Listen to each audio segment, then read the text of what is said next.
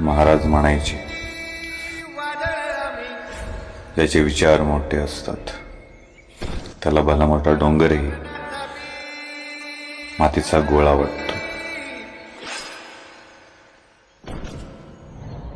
रणमस्तांची जात आमची, आरोग्यात कुणाला धावतो रे.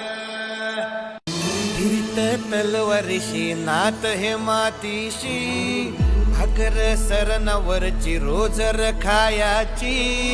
रयतेचा राजा त्यो आम्ही हातरत याच, जिकत नाही जवर तवर झुंजत राहायाच. तुकडे तुकडे झाले तरी बी कणाकणानं झुजतो र.